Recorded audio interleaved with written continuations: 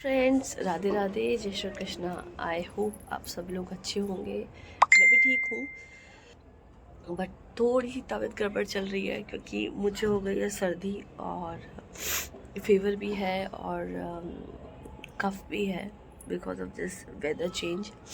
And सबसे important चीज़ जो मैं आज के ब्लॉग में भी कवर करने वाली हूँ, will let you know once I discuss my go ahead with my blog. So जैसे कि ब्लॉग को स्टार्ट करने से पहले, जैसे कि मैं अपने हर ब्लॉग में कहती हूँ, please do not forget to like share subscribe my channel, और चैनल को सब्सक्राइब करना ना भूलें। वीडियो अच्छी लगे तो प्लीज़ वीडियो को लाइक करें, चैनल अच्छा लगे तो सब्सक्राइब करें, और अगर कंटेंट अच्छा लगे तो प्लीज़ कंटेंट पे कमेंट करें कि मैं इस तरह का ब्लॉग और कंटेंट आपके लिए फिर से लेके आती रहूँ। करते हैं इस ब्लॉग को स्टार्ट। तो आज है मेरा डे 49 ऑफ माई फ्रैक्चर, और जैसे कि इससे पहले आपने डे 47 वाला ब्लॉग चेक ही कर रखा हो, चेक कर लिया होगा। और चूँकि मेरे गले की वजह से मैं ज़्यादा बोल नहीं पा रही हूँ तेज़, तो friends please bear with me. But चूँकि मैं कल भी मैंने ब्लॉग कोई नहीं बनाया था, तो आई थॉट कि आज का ब्लॉग बनना ज़रूरी है। तो आज है डे 49 ऑफ माई फ्रैक्चर।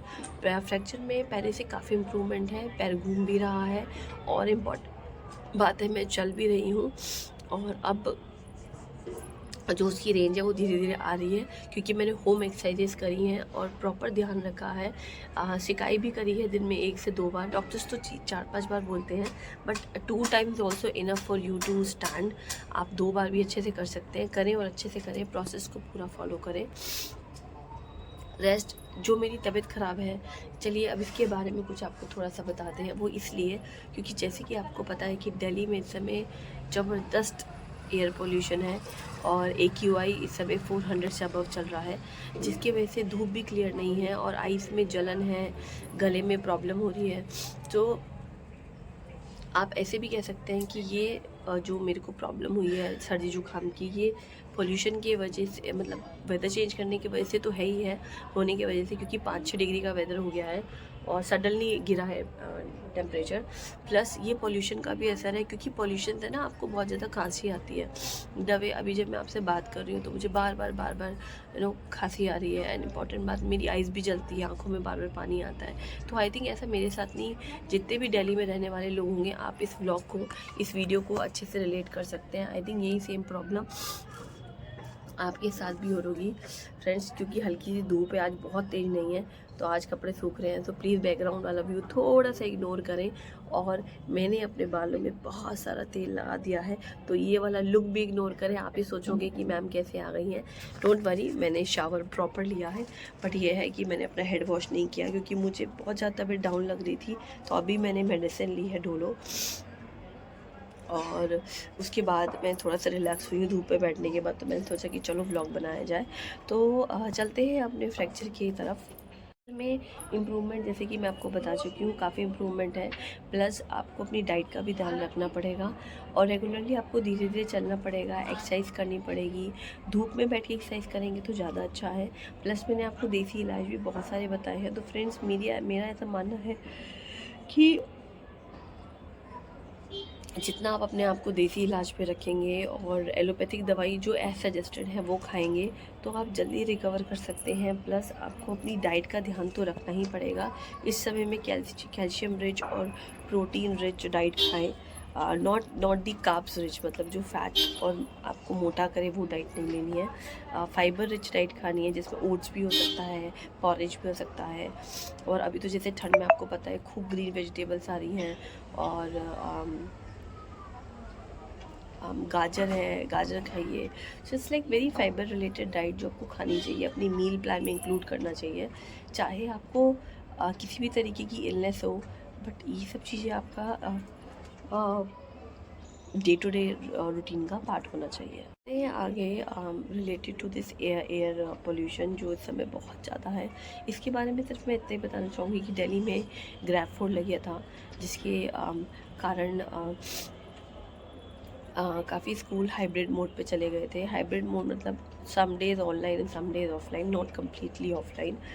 क्योंकि एक्चुअली बच्चे बहुत छोटे हैं, और जब बड़ों को इतना सीवियर इम्पैक्ट हो रहा है एयर पोल्यूशन का, तो बच्चों पे कितना होगा। So keeping this consideration in mind, तो सरकार ने, I mean government has taken initiative for the ग्रैब-4। And I still remember Diwali के बाद से तो आई थिंक 2 हफ्ते तक तो बच्चे घर पे ही थे, घर पे ही ऑनलाइन क्लासेस कर रहे थे, स्कूल नहीं गए थे।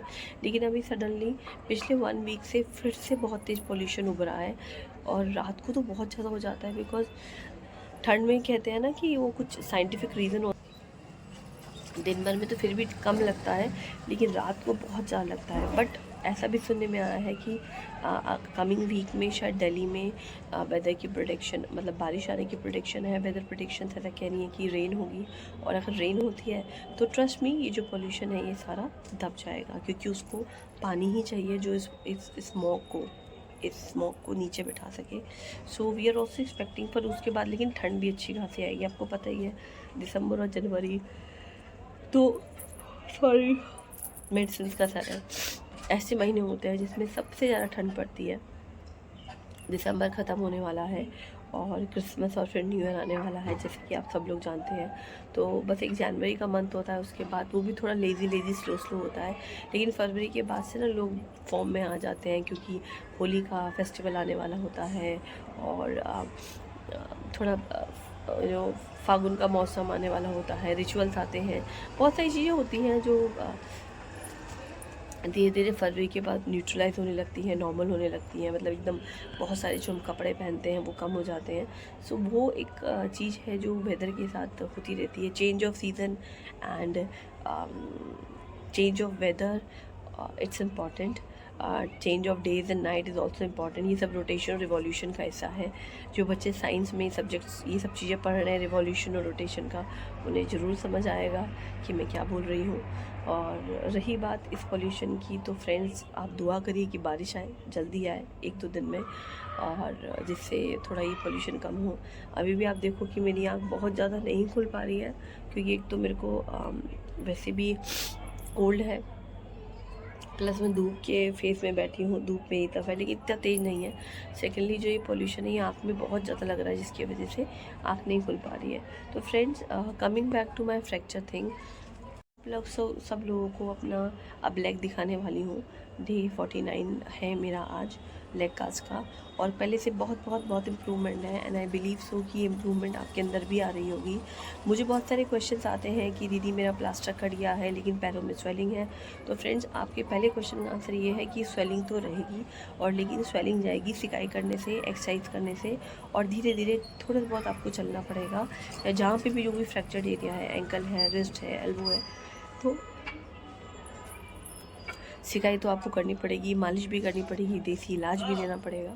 तो मेरे हिसाब से आपको सभी कुछ करना पड़ेगा अगर आपको back to the normal condition आना है। क्योंकि आप भी जानते हैं कि कोई भी बॉडी का जो बोन होता है, अगर वो टूट जाता है तो उसे वैसी नॉर्मल शेप में लाना आना बहुत मुश्किल होता है, वो कभी नहीं आता।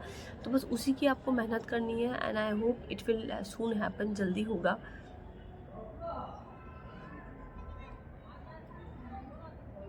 Coming back to next question जो मेरे को आता है कि दीदी मेरे एंकल में अभी फ्रैक्चर है और मुझे बहुत पेन होता है और स्वेलिंग भी कम नहीं हुई है। तो मेरा उनके लिए जवाब ये है कि देखो, एंकल में अगर मतलब बॉडी के किसी भी पोर्शन में अगर अभी प्लास्टर लगा हुआ है तो वहाँ पे अभी दर्द रहेगा, मूवमेंट प्रॉपर नहीं होगी, क्योंकि आपका वो एरिया बंधा हुआ है प्लास्टर से, कास्ट से बंधा हुआ है।